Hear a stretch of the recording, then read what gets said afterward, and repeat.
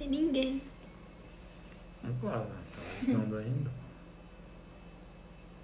Vamos ver quem que vai ser o primeiro a entrar na sua live. Por enquanto tem ninguém.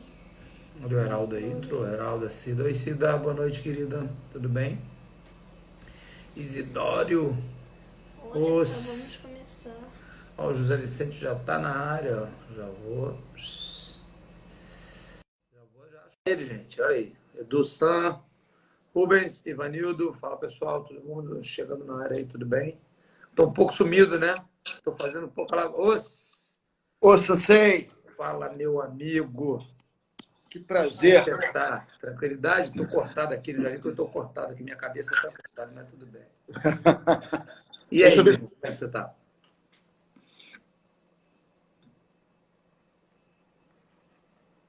Ih, rapaz, já vi que a internet aí não tá legal, hein? Fala aí, Rui, tudo bem?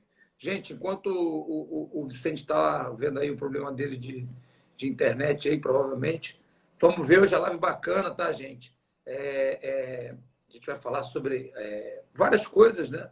Entre elas, algumas lesões importantes que acontecem. Fala aí, meu doutor. A internet deu uma falseada aí. Não, eu liguei o Wi-Fi para você. Maravilha. Então, falei com o pessoal aí, muita gente já entrou para mim, poxa, que legal, pô, bacana. Vamos falar sobre karatê, sobre fisioterapia, vamos falar sobre as lesõezinhas, né, que ocorrem, que são mais comuns nos lutadores, né, Vicente? O pessoal tem me perguntado muito sobre isso. Gente, antes de mais nada, boa noite a todos aí que estão assistindo. Esse é o doutor José Vicente Martins, meu amigo, meu aluno, um grande fisioterapeuta, um cara que já me salvou de muitas enrascadas, né? Várias lesões importantes que eu tive, graças aí aos conhecimentos, né? E a mão milagrosa desse sujeito aí, eu pude voltar a treinar tranquilo e rendendo bem. Tive lesões importantes que ele cuidou para mim no pubis, na lombar. Eu tenho uma lesão cervical, uma hérnia cervical, e que ele sempre também me ajudou a controlar ela aí. E a gente vai bater um papo hoje sobre. Vamos falar um pouquinho de karatê, vamos falar um pouquinho de tudo. Tá bom? Bom, aí, é um prazer conversar com você. Para quem não me conhece, eu sou José Vicente Martins, fisioterapeuta, sou professor da UFRJ. E sou karateca também. Pratico karatê desde os meus 14 anos de idade. Tô com 51. Ih, rapaz, faz karatê há mais tempo do que eu, sabe? Né? Só que você é um gênio, né? No karatê. Eu treinei mais, eu me dediquei mais. Você se dedicou mais à fisioterapia, eu me dediquei mais ao karatê. Aí você é um gênio na fisioterapia e eu fico aqui do meu lado no karatê, pô. Não dá pra gente ser também gênio em tudo, né, pô? Não dá. O cara quer ser melhor do que eu no karatê e ainda quer ser um fisioterapeuta, um dos melhores do mundo. Aí fica difícil, pô. Não sobra mais espaço para ninguém, pô. Eu tenho o grande prazer e a grande honra de ser seu aluno. O prazer e a honra é minha também. O Vinícius é o meu personal na musculação, meu personal no karatê. Eu sou faixa preta segundo dan. Treino também com o professor Jaime Sandal, que também foi meu paciente. Treinei com o professor Hugo Arrigoni, que também foi meu paciente. Eu fiz a reabilitação do Hugo depois que ele colocou as 2 próteses no quadril. Todo mundo passa na mão dele, você vê, gente? Todo mundo passa na mão dele, você não tem jeito. Mas pelo menos, ele tá com um background bom, né? Ele tem aí olha, pô, professor Guarrigoni Neto dispensa apresentações. Jaime Sandal, para mim, é o maior de todos os tempos aqui do Rio de Janeiro, os maiores do Brasil e do mundo. Né? E eu tô aí, tô na área. Então, quer dizer, realmente dá para ver que se fosse montar uma equipe com os pacientes do Vicente, a gente ia montar uma equipe razoável, né, Vicente? E fora outros atletas de luta que eu já tratei e continuo tratando, de outras modalidades. Eu sempre gostei muito de luta. E o que eu queria deixar bem claro é que o karatê ele é fantástico no que a gente respeita a controle motor. Eu fiz uma pesquisa, Vinícius, aqui para a gente hoje, sobre várias coisas relacionadas ao karatê. E eu fiquei surpreso com a quantidade de artigos que nós temos na literatura nacional e internacional sobre karatê. Artigos que falam sobre lesões, artigos que falam sobre os benefícios do karatê nos aspectos cognitivos, nos aspectos físicos, nos aspectos emocionais, de todas as idades. Karatê para a terceira idade, karatê para as crianças. E realmente, como o karatê ele é uma arte marcial que facilita uma série de fatores importantíssimos para o bem-estar e saúde das pessoas. É muito legal, realmente é muito bacana. Foi legal você falar nisso. Eu agora, nesses últimos 2 anos que eu estive trabalhando com o Lyoto, né?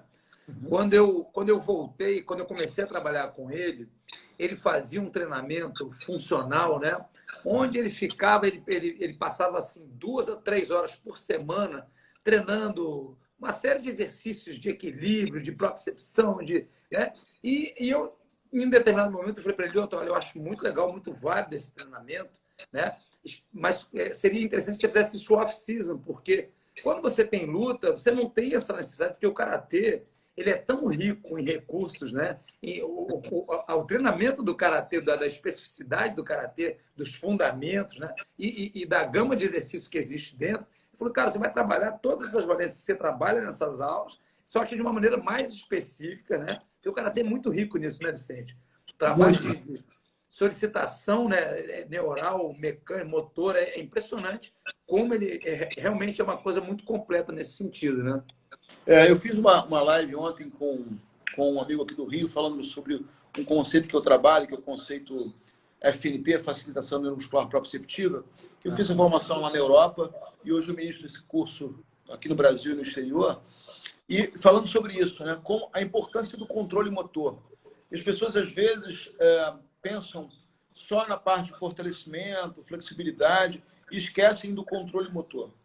E o karatê ele é rico nisso. Foi exatamente o que você falou. O karatê por si só, ele trabalha uma série de valências que são fundamentais para o controle motor.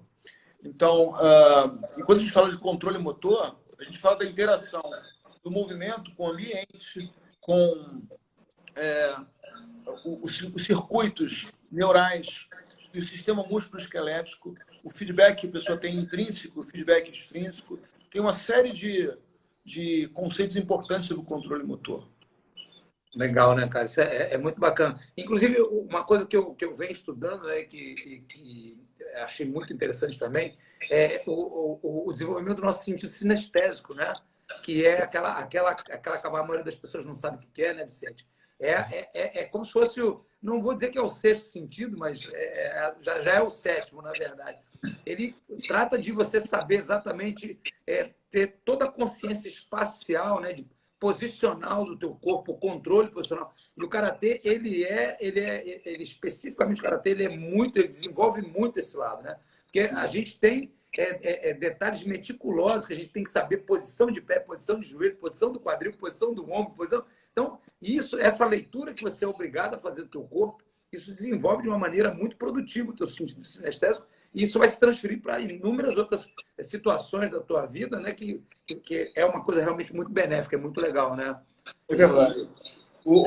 Isso que você está falando, o sentido sinestésico, é o que a gente chama de propriocepção. Sim.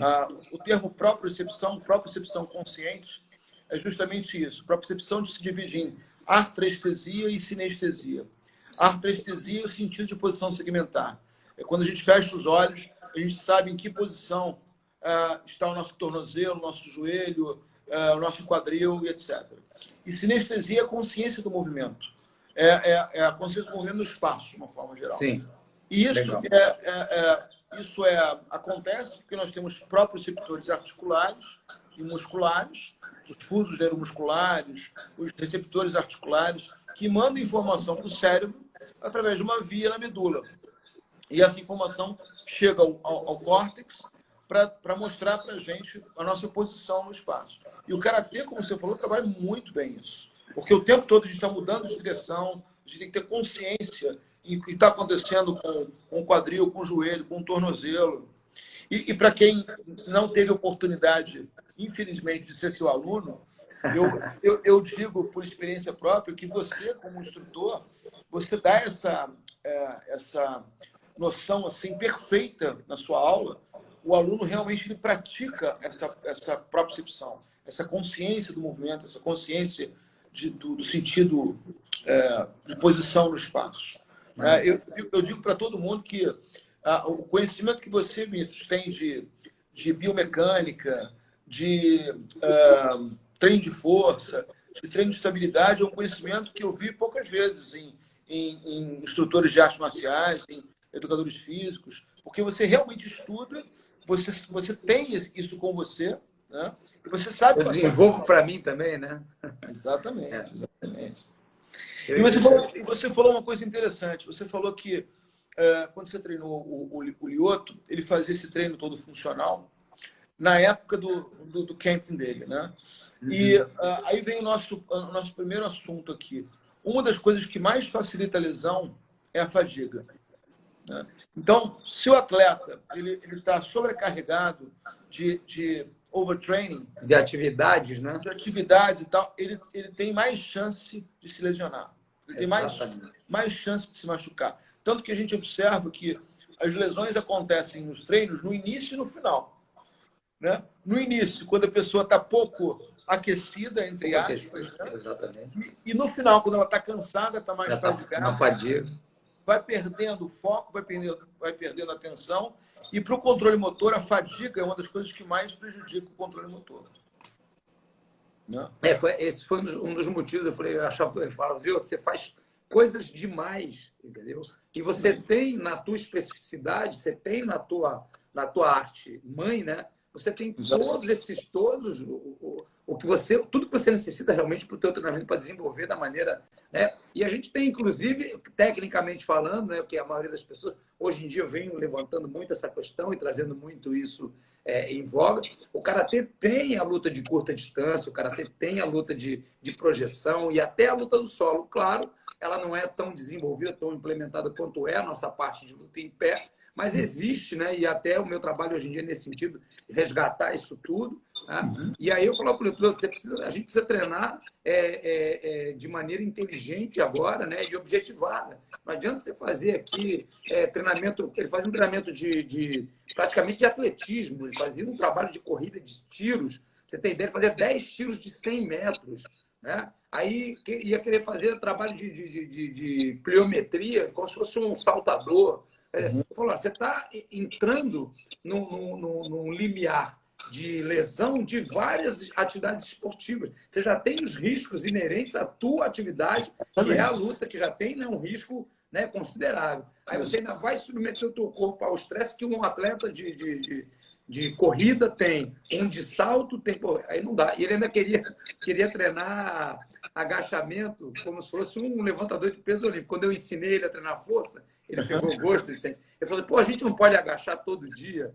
Eu falei, olha, poder pode, mas não deve. Não, mas os caras de levantamento olímpico agacham todo dia. Eu falei, pois é, mas eles são levantadores de peso. Você ganha vida batendo nos outros, meu filho. Não tem que levantar tanto peso assim. E nem correr riscos, né, cara? Porque tem um risco. E aí ele estava esquecendo o princípio fundamental do controle motor, que é a especificidade. Né? Então, é fundamental para o treino do controle motor um exercício específico para a tarefa que a pessoa vai desenvolver. Exatamente. Tanto que uma outra coisa interessante que a gente observa nos mecanismos de lesão é quando a pessoa vai treinar num ambiente diferente, um tatame diferente, ou a pessoa treinava no tatame e depois vai treinar num piso de madeira. Como o ambiente, o environment é diferente, naquele momento o controle motor fica completamente diferente. E a pessoa comprometida, né? Tem uma adaptação. A pessoa precisa de uma adaptação em relação à velocidade, em relação à mudança de direção, em direção à força, uma série de coisas. Aí a pessoa quer fazer ali naquele ambiente o que ela fazia no ambiente original dela. Vai se machucar. Com certeza. Você sabe que eu falo isso, Vicente? Você sabe, né? Porque você é meu aluno. Claro. Eu falo isso em relação ao quantitativo de força e velocidade que você tem que colocar em movimentos, especialmente em movimentos novos que você está aprendendo, né? Porque é muito curioso isso. Você vê que a técnica ela tem um limiar para comportar força e velocidade. Porque que às vezes mostra a técnica devagar, o cara consegue fazer bem. Aí coloca força e velocidade, esculhamba a coisa toda, né? Então, é muito importante ter esse fiel da balança aí, de ir colocando, é o que eu gosto de chamar de pensamento macro. Né? A gente tem que treinar a técnica, desenvolver a técnica de maneira gradativa, bastante gradativa, porque a ideia do pensamento macro, né? Eu faço até essa alusão. Você vê o levantador de peso olímpico, ele faz um aumento de carga, um acréscimo de carga, de algo em torno de 500 gramas a 1 quilo a cada mês ou 2 meses. Exato. O que acontece? Quando o cara coloca esses 500 gramas, não tem nenhum comprometimento mecânico, ele não tem nenhuma alteração mecânica, porque a carga ela é muito reduzida. Né? Então, ele continua o processo de treinamento de evolução dele, com aqueles 500 gramas a mais. Daqui um mesinho que ele continua fazendo, que ele botar mais 500 gramas, mais 500. Quando vai ver, o cara fala assim, pô, mas é muito pouco, né? Para um cara que levanta 200 quilos, né? Mas ele tem um pensamento macro, ele está pensando para um período de 4 anos, quando ele vai, né, disputar uma Olimpíada, e aí, nesses 4 anos, esses 500 em 500 gramas, quando você vai ver, o cara conseguiu aí de 50 a 100 quilos de diferença de peso, que já coloca ele na faixa de disputar um recorde mundial, e, ao mesmo tempo, ele não submeteu a técnica dele a nenhum sobressalto que obrigou ele a uma adaptação. Né? E a gente faz isso no karatê o tempo todo. As pessoas aprendem a técnica e já querem colocar muita velocidade e muita força. Isso faz o quê? Isso dá um sobressalto no teu entendimento técnico e gera uma adaptação. E enquanto você está se adaptando, não tem evolução. Você está ali se ajustando para conseguir. E, às vezes, leva muito tempo para você progredir. Por isso que eu sou adepto e preconizo isso muito para vocês. Tirar a força, tira a velocidade, desenvolve a técnica. Porque força e velocidade, a gente sabe que são valências inerentes, né, a cada um de nós. Nós temos na nossa composição corporal, né, músculo esquelético, a gente já tem um componente de força, de velocidade, de resistência. A gente amplia isso com o treinamento físico, né? E depois a potência ela é coordenativa, né, Vicente? Exatamente. O recrutamento de unidade motora feito da maneira correta que vai gerar, né, um trabalho mais bem executado, uma potência mais resultante no final. Então, mas o cara, quando começa a aprender, o karatê, ele quer botar força, e aí a técnica vai ficando comprometida. Então, fica aí a dica para vocês, gente. Tem que estar sempre. É igual quando aprende a dirigir, né? Ninguém entra no carro e sai a 140 por hora, né? Exatamente. Dirige a 20, 30, depois é que ele vai pegar a manha, né, Vicente? E quando a pessoa está aprendendo, a tendência, e tem estudos mostrando isso, que quando a gente começa a aprender um ato motor, a gente utiliza muitas áreas corticais, falando em neurociências, né? E quando como a gente utiliza muitas áreas corticais, a gente tem a tendência também de utilizar vários grupos musculares, né? São aquelas compensações claras que você sempre fala, ombro baixo, né? Encaixa a escápula e coisas do gênero. Exatamente. Quando a pessoa vai aprimorando, por exemplo, quando uma pessoa começa a aprender um instrumento, um violão, se faz um estudo do mapa cortical daquela pessoa naquele início, são muitas áreas sendo ativadas. Quando a pessoa vai aprimorando a técnica, ou quando ela é comparada com uma pessoa que toca aquele instrumento há 30 anos, aquela pessoa que tem a habilidade, ela recruta poucas áreas cerebrais. Pouquíssimo, né? E ela recruta os grupos musculares necessários para aquela tarefa. E isso Ou seja, modo economia de energia, né? Exatamente. O cérebro, a neuroplasticidade, ela faz isso, né? Ela estabelece uma subrotina, aí ela manda a informação mais importante para as camadas inferiores e aí vai embora, vai no automático, né? E você falou a palavra-chave, Vinícius, neuroplasticidade. Ela acontece o tempo todo e ela acontece para o bem e para o mal. Exatamente. Porque se a pessoa vai compensando, né? São aquelas pessoas que você vê treinando o tempo todo naquela tensão, naquela co-contração sem necessidade. Né? Exatamente. É uma plasticidade negativa. Agora, a neuroplasticidade positiva é o aprendizado do movimento harmonioso, movimento com um gasto energético necessário para aquela tarefa, e fazendo com que a pessoa cumpra com o objetivo daquele movimento. Eu costumo dizer uma frase, Vicente, que é assim, né? O especialista é o cara que vive negociando com a neuroplasticidade. Ele nunca aceita de cá, porque o cérebro quer o quê? Ele quer logo, né, estabelecer uma rotina para acabar com o esforço, né? Aí o Exatamente. especialista fala, não, peraí, não tá bom não, meu irmão, peraí, não tá bom não. Ele está sempre negociando. Eu acho que essa é a grande diferença do especialista, né, do virtuoso, para a pessoa que fica na linha mediana, porque normalmente a pessoa que fica na linha mediana, ela inconscientemente, ela aceita logo essas pequenas subrotinas criadas pelo cérebro para qualquer tipo de movimento, e aí ela vai, né, acaba achando que tá bom. E aquele cara que não aceita, pô, não, dá para melhorar, dá para melhorar, dá para melhorar, né? Eu digo o seguinte, eu tenho aí 35 anos de prática de karatê, tenho 30 anos de faixa preta, e até hoje, se eu der um Kizamizuki, um Gyaku Leva, pô, não tá bom. Tem que fazer de novo, não tá legal. Eu não tenho um momento, um kata na minha vida que eu fiz, falei, pô, esse foi bom. Eu falo assim, tá quase lá, tem que melhorar aqui, tem que melhorar. Eu acho que é isso que leva a gente para frente, você sabe? Tá sempre desafiando aí esse sistema, né? Não, vamos mais um pouquinho, vamos mais um pouquinho. Se achar que tá bom, aí... Eu falei sobre isso ontem na live, porque a gente está falando de pacientes, né? E eu falei assim, eu pratico o karatê porque o karatê me exige o tempo todo isso, a querer me corrigir, a querer conhecer mais o meu corpo, a querer conhecer mais o jeito como eu penso durante o movimento, durante a estabilidade. É um desafio constante, né? E a gente só cresce com os desafios. A mesma coisa com os pacientes. Os pacientes só melhoram quando são desafiados. Os atletas só melhoram quando são desafiados. Exatamente. Não tem jeito. A gente tem que ser criador de caos, né, Vicente? Não pode deixar os caras na zona de conforto. Era a mesma coisa que eu fazia. Eu chegava lá nos camps do Lyoto, só zona de conforto, amigo, não tem. Primeira coisa, tira de casa, vamos para uma concentração, ficar 6 semanas, um olhando para a cara do outro, de 6 da manhã até as 11 da noite, todo santo dia. Entendeu? Encontrava o sparring mais duro que tinha, que era o Gregory, e botava para todo dia. Ele falava, puta, lá vou eu para a academia de novo brigar com aquele doido. Era muito legal, era muito legal. Porque isso fez ele crescer muito, fez ele recuperar aí, né? Ele vinha numa fase muito ruim da carreira dele, já considerando até a aposentadoria. E aí a gente ganhou aí um fôlego, foram 4 vitórias seguidas, né, cara? Isso entrou numa excelente fase. Não, ele mudou?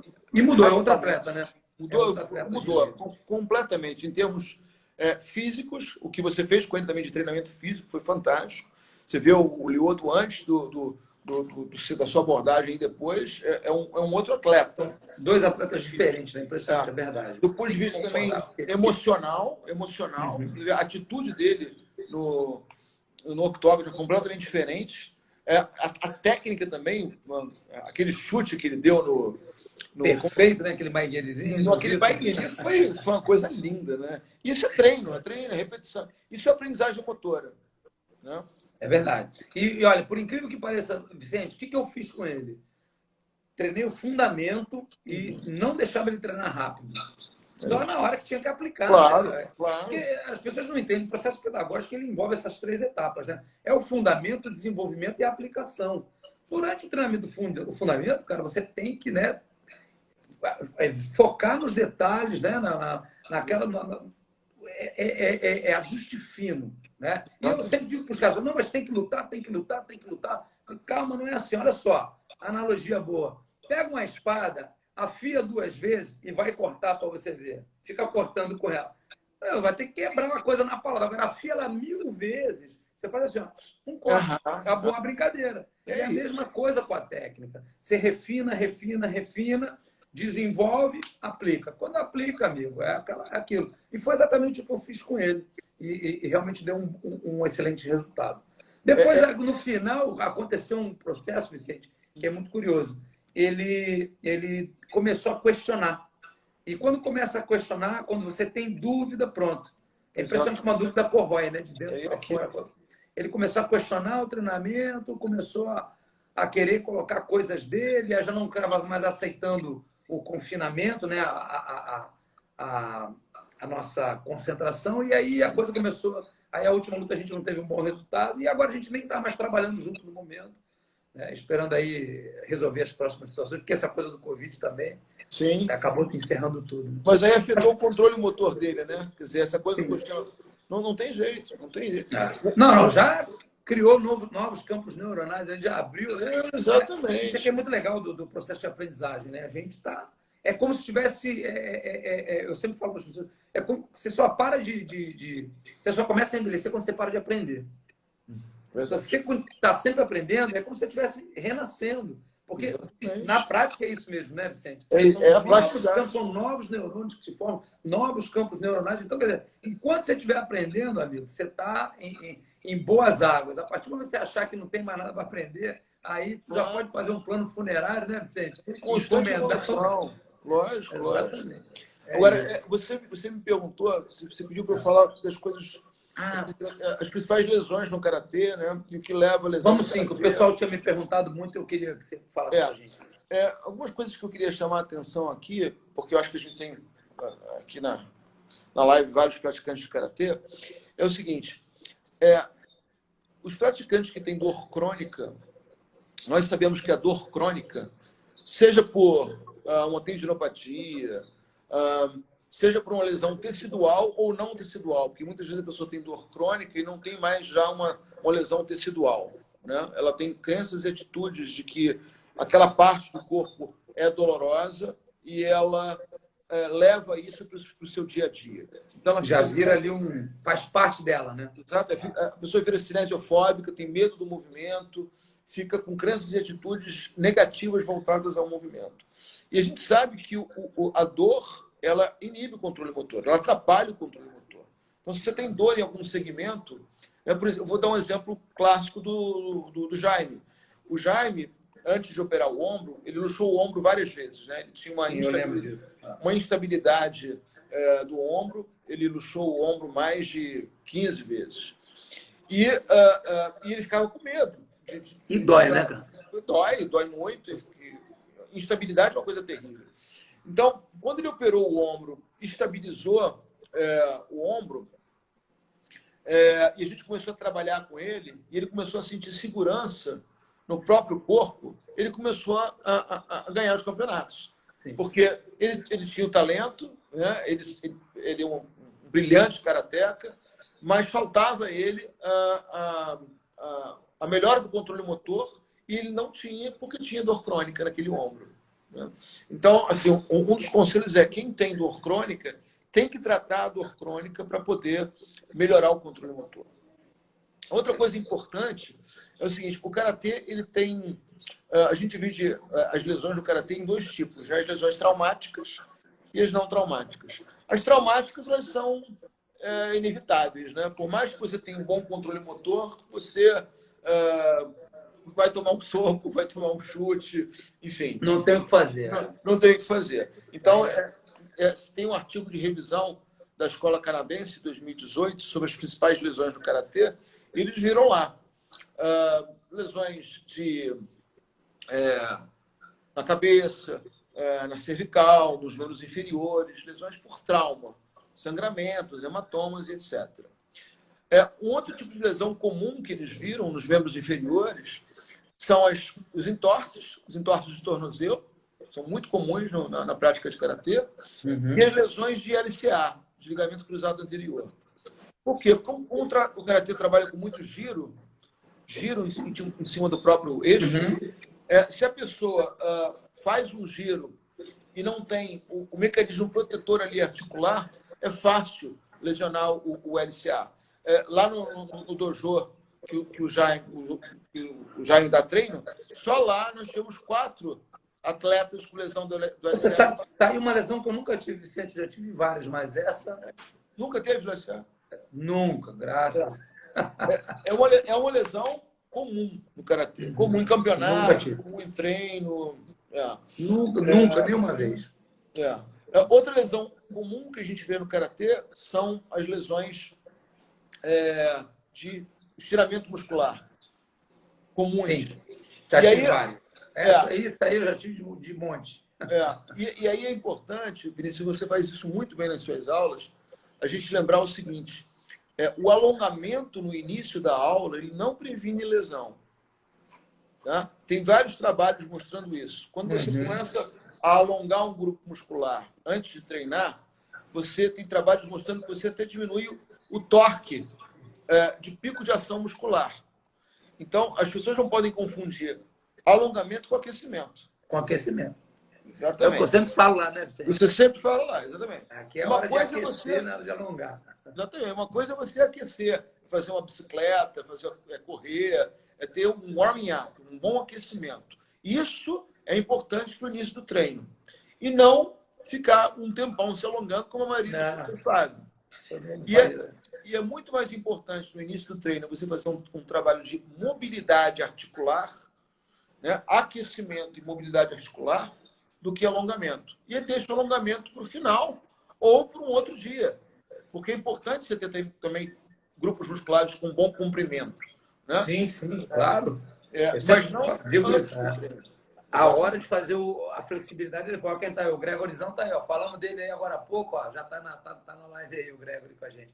Beijo, Claro. meu filho. Saudade de você. Quero ver tua live com o Jacaré. Vai fazer uma live, acho que é hoje, né? Hoje? Me fala aí se é hoje. O Gregory foi sparring treinou muito com o Jacaré também, né? E eles trocavam, era uma briga, era dura, rapaz. Eu lembro quando o Gregory começou a treinar comigo, ele falou assim: sei, agora aquele exame tá pegando na casa, o Jacaré tá nem vendo, né? Que o jab, né? Aí ele falou, agora não tá nem vendo, que aí mudou um pouco a mecânica. Ele falou, porra, o Jacaré não tá achando, mas ele tá ficando nervoso. Muito legal. Isso aí é um excelente atleta, é um cara, sábado, né? Vou assistir, sabadão, ó, vale a pena, Vicente. Sábado. Assistir aí a live dessa fera braba aí. Legal. Vai ele e o Jacaré. Que horas vai ser? Vai ser às 8 horas da noite. Tá joia. Sabadão. Ótimo. Mas, Vicente, me diz uma coisa. Em relação... Eu estava vendo isso nessa semana, eu coloquei no grupo, eu estou com um grupo online, né? Onde eu estou fazendo uma consultoria online para um grupo grande aqui no Brasil. Sim. E também um grupo internacional. Então, a proposta é assim, né? Eu coloco lá, toda semana eu coloco uma aula ou duas, né, para eles, num grupo fechado, para eles poderem assistir e praticar. Coloquei um trabalho de mobilidade articular, pá. E essa semana eu pedi para eles que fizessem um deslocamento, para eu poder avaliar, né, a questão mecânica do deslocamento e ver os possíveis ajustes a serem feitos. Tá? O que eu reparei na grande maioria, Vicente, todos fizeram o deslocamento do Oizuki. Tá? O que eu reparei assim, na maioria, assim, gritante, colapso medial da perna anterior na hora de avançar, o joelho envezando para frente. Explica para o pessoal por que é que ocasiona esse colapso medial. Por que o cara... Né, eu já dei a minha explicação, nem dei muito, que eu vou postar a aula para eles amanhã. Então, mas eu queria que você desse... Sansei, cada vez que eu converso com você, mais eu me impressiono com o teu olhar clínico. É incrível. Você tem um olhar do movimento que assim poucas vezes eu vi na vida de um profissional da área de saúde. Então, o colapso medial do joelho é algo muito comum a gente ver em vários atletas. Em mulheres é muito comum também. O colapso medial, que a gente chama de valgo dinâmico, ou medial collapse, ele tem várias causas, né?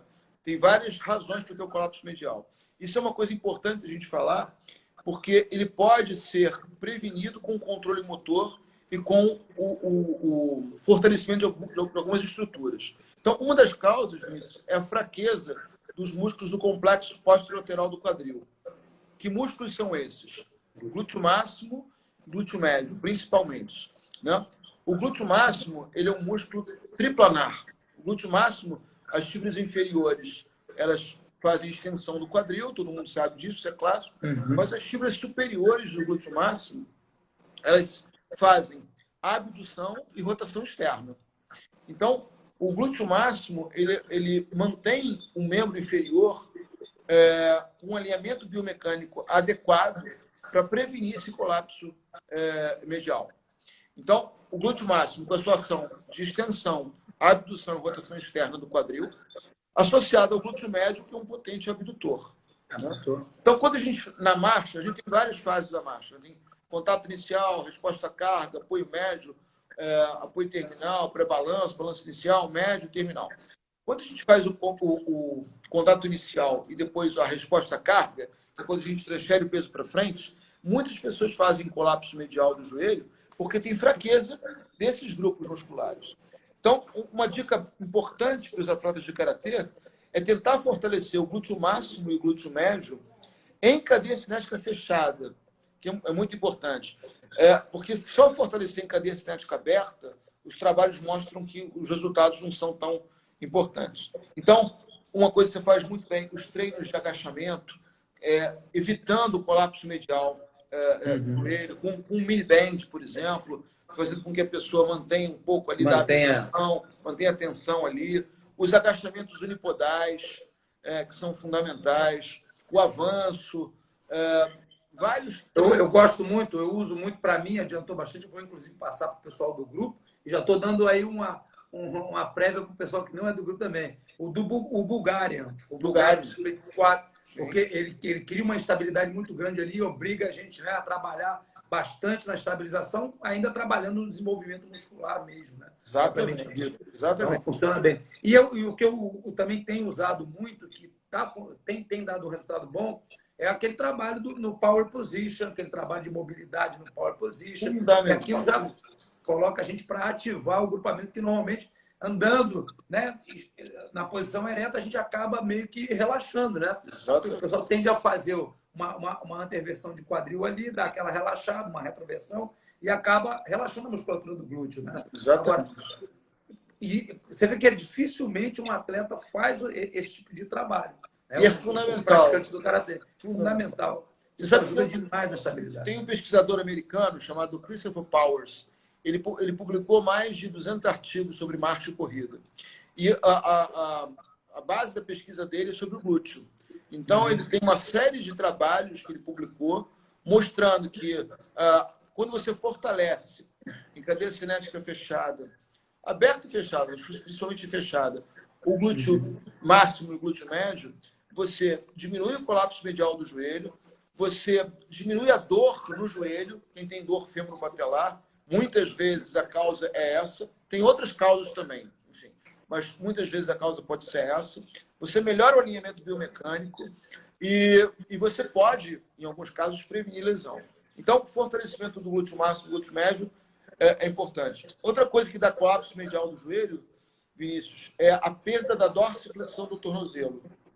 Então, o atleta que tem pouca mobilidade no tornozelo, principalmente para dorsiflexão, quando ele... E a gente precisa muito disso no karatê. Quando a gente avança, né? Avança, vai levando no limite ali. Exatamente. Se ele tem ali uma... E essa perda da dorsiflexão pode ser articular, né? De mobilização articular, pode ser muscular, pode ser um encurtamento do tríceps sural. Tem uma série de coisas que levam a isso. Isso faz a pessoa ter colapso medial também. Uma outra coisa interessante é a pessoa que tem um pé muito pronado. Né? O atleta que prona muito o pé... Aquele famoso pé chato, né? O pé para dentro, o pé pronado. Né? A hiperpronação do pé faz com que a pessoa tenha o colapso medial. Algumas pessoas têm uma alteração morfológica do fêmur, isso leva também a um colapso medial. Então, ele tem que sempre ser avaliado, porque tem várias causas. Né? E ontem eu falei lá na live, tem gente que tem colapso medial e não tem problema nenhum. Mas tem gente que o colapso medial é um fator de risco para dor no quadril, dor no joelho, instabilidade na posição lá adequada e etc. Então, assim, uma dica para o pessoal é fortalecer glúteo máximo e glúteo médio, trabalhar a mobilidade da articulação do tornozelo para dorsiflexão. É tudo que eu já dei para eles, já, Vicente. Obrigado que você está me ajudando. A gente não combinou nada, não. A gente não combinou nada. A gente não combinou. A gente falou na live na semana passada, não falou mais. Não falou Agora, mais. Faltando 3 minutos, o Vicente, já estou pronto. Eu falei, eu também. E aí, aqui, o Vicente, o doutor André Marcelo é meu aluno lá do grupo. Aí ele está fazendo uma pergunta para você. Ele está assim, Vicente, você é a favor do uso de palmilhas posturais para auxiliar na pronação excessiva? Boa pergunta. Olha, depende. Porque existem palmilhas que realmente ajudam, alinham melhor. Agora, a palmilha ela faz uma correção ali estrutural. Mas existe um trabalho específico também de atividade muscular que tem que ser feita. Né? A palmilha, para muitos pacientes em que a hiperpronação do pé leva a um colapso medial e leva a uma alteração na mecânica do membro inferior, eu recomendo a palmilha sim. Aí ele está colocando assim, pelo menos na fase inicial. Sim, recomendo sim. Recomendo sim. Sabe como é que eu resolvi o meu problema? Eu tinha também, né? Sim. Meu pé é extremamente chato, eu não tenho arco plantar nenhum, o apoio era totalmente entrado, pronação total. Sim. E eu resolvi treinando karatê, tá? Por causa do trabalho de rotação, de rotação externa, trabalho de ativação de glúteo, de core, né? Exato. Aquilo que eu falo sempre para os meus alunos, conexão com o solo, ativação do core e manutenção postural. Com isso, o apoio tripodal, terço anterior, borda externa e calcanhar, isso tudo, você seguindo esses princípios técnicos que já vem lá de séculos aí dentro do karatê, a gente já dá uma correção bacana. Eu melhorei muito, gente. Eu não conseguia ficar, Vicente, meia hora em pé, que o meu pé começava a pegar fogo, o joelho, lombar, ia tudo para o espaço. Imagina. O treinamento correto aí já corrigi isso de maneira bem legal. Isso é uma outra coisa que você falou importante, Vinícius, porque as pessoas falam muito do core. Nós temos esse core que todo mundo conhece, que é composto de vários grupos musculares, né? É composto por vários grupos musculares, o transverso do abdômen, os multífidos, os músculos do assoalho pélvico, o diafragma, que é importante demais também. E só que há uma estreita conexão disso com o core lombopélvico, né? Então, assim, a gente tem que conectar o tempo todo o tronco com o quadril. Então, por exemplo, quando a pessoa tem uma pelve muito anterovertida, essa anteroversão da pelve leva ao quadril a ficar mais em flexão e, consequentemente, a pessoa não consegue recrutar os abdutores de quadril de uma forma correta, porque o quadril geralmente fica mais fletido. Então, o fortalecimento do core de músculos, aí não só esses músculos internos, mas músculos também externos, músculos globais, como o reto do abdômen, oblíquo externo, junto com o fortalecimento do glúteo máximo, para trazer a pelve mais para uma posição neutra. Então, muitas vezes a pessoa tem uma pelve anterovertida, porque pode ter encurtamento dos flexores do quadril, pode ter fraqueza do reto do abdômen, do oblíquo externo e do glúteo máximo. E o tratamento seria trabalhar essa conexão de tronco com o quadril, junto com a mobilidade do quadril em extensão. Então, e o karatê faz isso de uma forma muito bonita, porque isso é muito controle motor, né? Isso é muito bacana. Você vê isso direto nas suas aulas como personal, com o teu olhar bem criterioso. Você pede para o paciente deitar, por exemplo, em decúbito lateral e fazer um SLR lateral, abduzir a coxa. Né? Então, aí tem muitos clientes seus que devem fazer isso.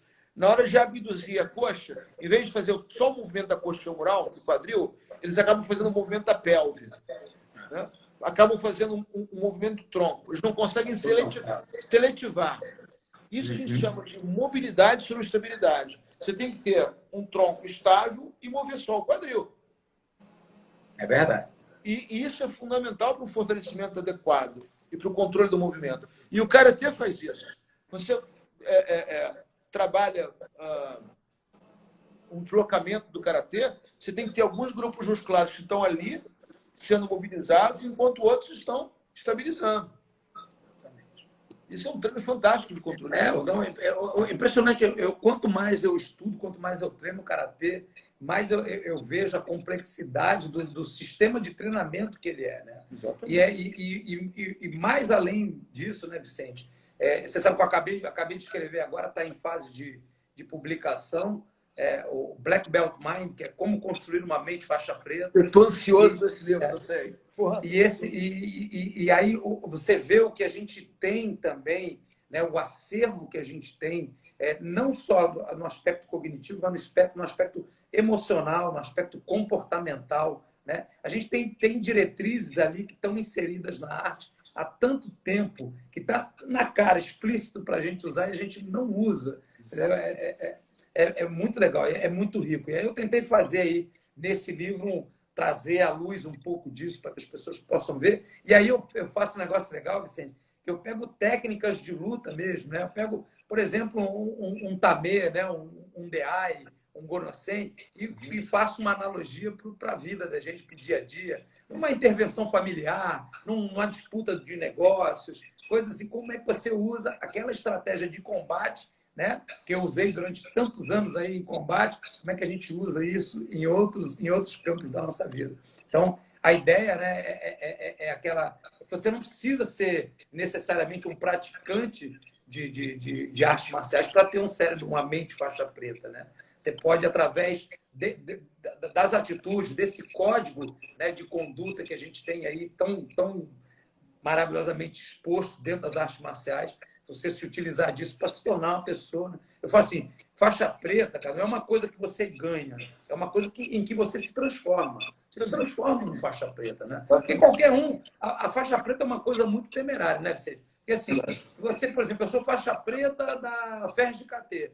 Eu sou faixa preta da Interestilo. Eu sou faixa preta. Você pega faixa preta de 5 instituições diferentes, você vai ver 5 níveis completamente diferentes. Exatamente. E ainda vou mais além. Tem professores que dão a faixa preta na própria academia. Então, por exemplo, faixa preta de uma academia, às vezes não tem o nível de faixa roxa da outra. Verdade. Tá? Então, quer dizer, faixa preta não significa nada, na verdade. A faixa preta significa um sistema de diferenciar quem é quem ali dentro da academia. Ele tem uma abrangência geograficamente delimitada, digamos assim, né? Uhum.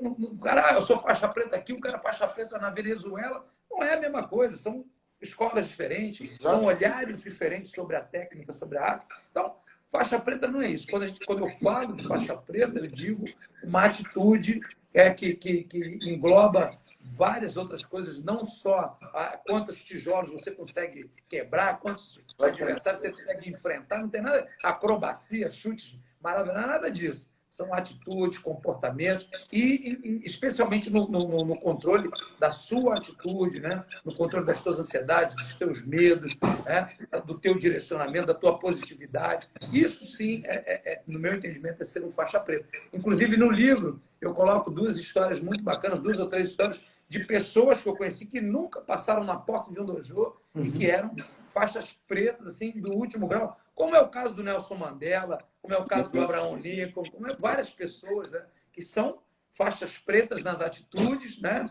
a vida deles mostra isso, mas que nunca passaram nem na porta do dojo, né, Vicente? Eu estou super ansioso por esse livro. Eu quero, inclusive, que você me dê a alegria de depois ir lá na clínica para dar uma palestra para a minha equipe. Vamos sim. Eu acho que é fundamental a gente trazer esse tipo de filosofia do Karatê para o dia a dia. Eu tenho lá 70 profissionais trabalhando comigo e eu quero que eles escutem de você. E eu sou testemunha, porque a gente é amigo de verdade, nós dois somos há bastante amigos tempo, já né? há muitos anos, e a gente convive já esse tempo aí, você como meu personal. Eu sou testemunha que você não é só, você não só fala isso, você vive isso. Você como pessoa, você vive a mente de um black belt. E você, nas suas aulas, eu já te falei isso várias vezes, você sabe que não precisa... Não é rasgação.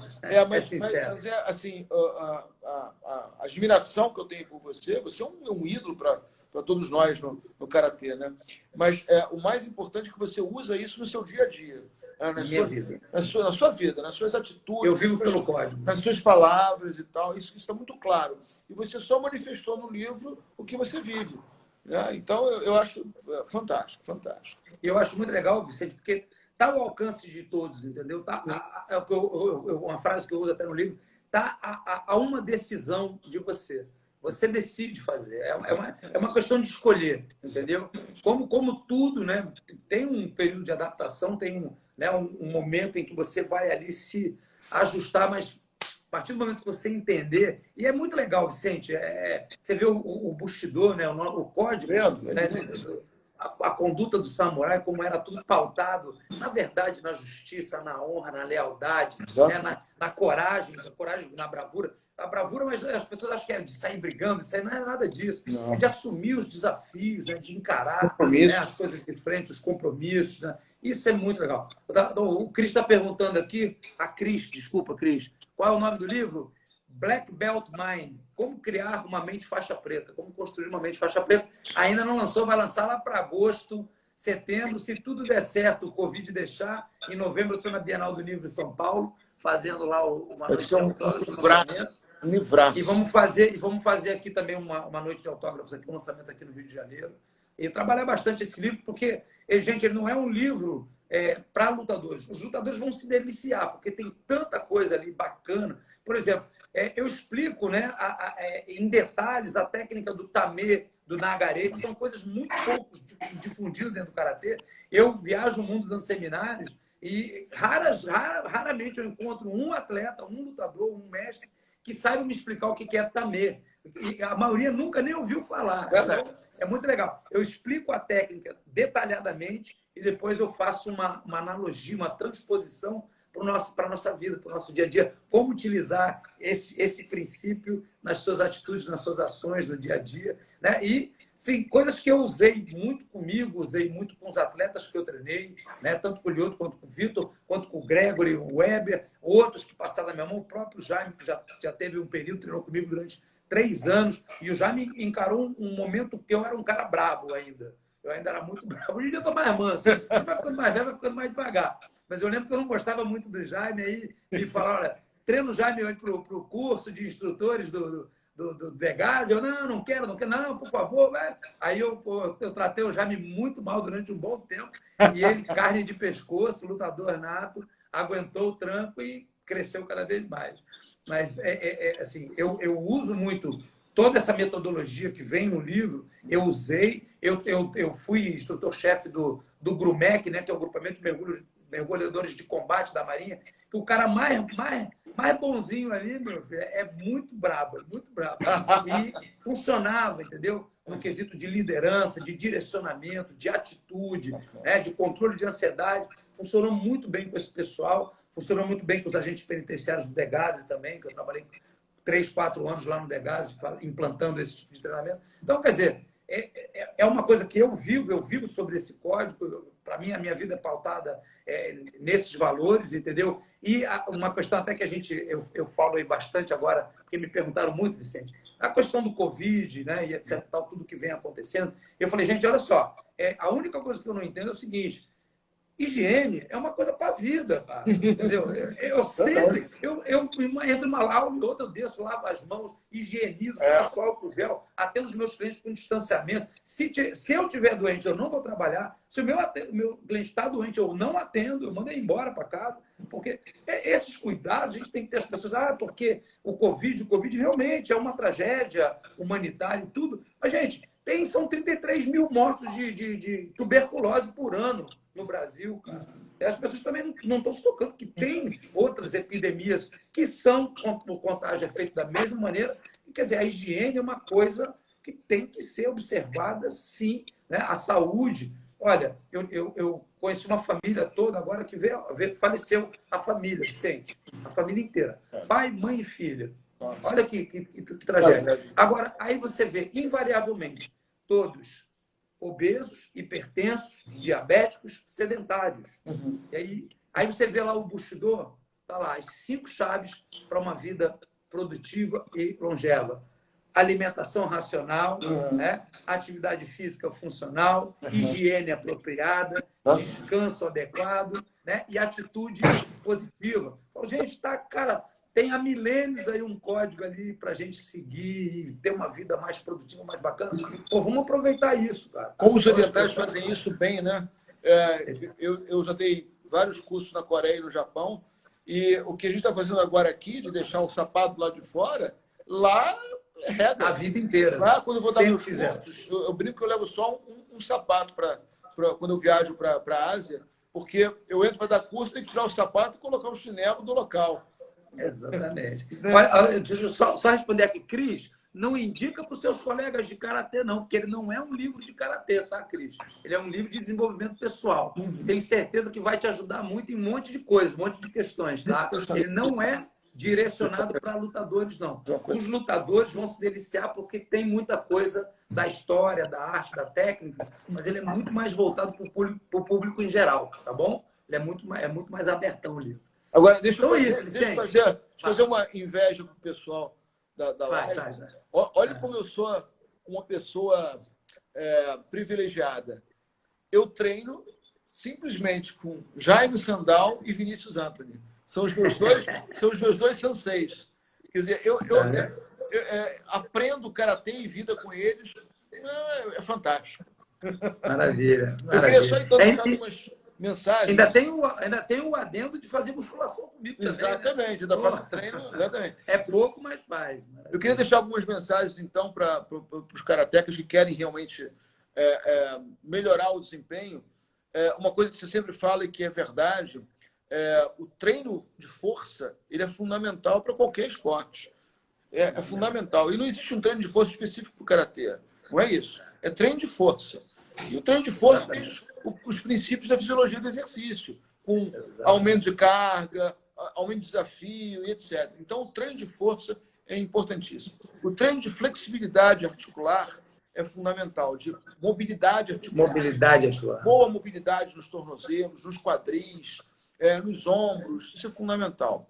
O treino, pensando em grupos musculares importantíssimos, que as pessoas não podem deixar de treinar, são os músculos do core, de uma forma geral, não só os músculos específicos de transverso do abdômen, multífidos, não, os músculos do core, de uma forma geral. Os trabalhos vêm mostrando hoje em dia que para você manter uma boa estabilidade do tronco, você precisa de músculos globais também.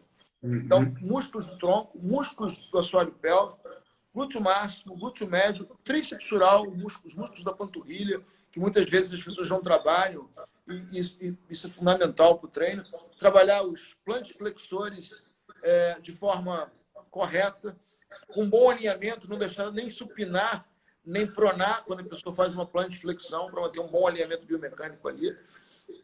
E trabalhar o controle motor, que é fundamental. E o controle motor é treino de equilíbrio, treino de estabilidade, treino de mudança de direção. Isso tudo um belo de um kata, né, Vicente? Kata é fantástico para isso. Um belo de um kata. E eu falo para as pessoas, pô, mas kata não serve para nada. Eu falo, cara, o kata é o treinamento mais inteligente que tem, né? É a fase do que eu chamo de desenvolvimento, né? A gente treina todo o fundamento e desenvolve através do treinamento de kata. Tem tudo que a gente precisa ali, né? Exatamente. Mudança de direção, aplicação, aceleração, desaceleração. Tem o acionamento do motor de maneira exatamente específica, como a gente vai usar na luta. E eu falo, o cara que consegue lutar como faz kata, esse cara, meu irmão, é imbatível. É verdade. Você.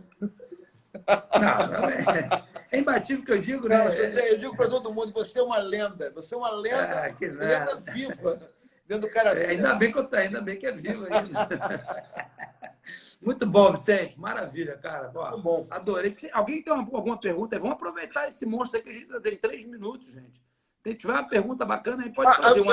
O meu travou aqui, não sei porquê, não estou recebendo nada aqui de comentários. Não estou vendo as pessoas. O pessoal tá aqui para mim, tá comentando pra caramba, tá todo mundo aplaudindo muito, falando. E é isso, Vicente. É muito legal. Isso que você falou, realmente é uma coisa que eu também falo sempre. Gente, tem que treinar força. Tem que treinar força.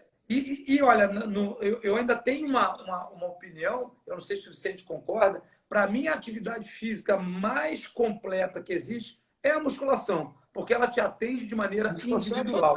Ela consegue te atender na especificidade que você necessita. Sim. Então, ela para a terceira idade, os melhores resultados que você tem, né, em termos de aumento de qualidade de vida são através da musculação. Então, gente, a musculação é fundamental. Quando você faz articular, força. Quando você faz o treino de força na musculação junto com o treino de controle motor, né, que é tarefa dependente, né? Então, atividades específicas, né, aí você combina tudo.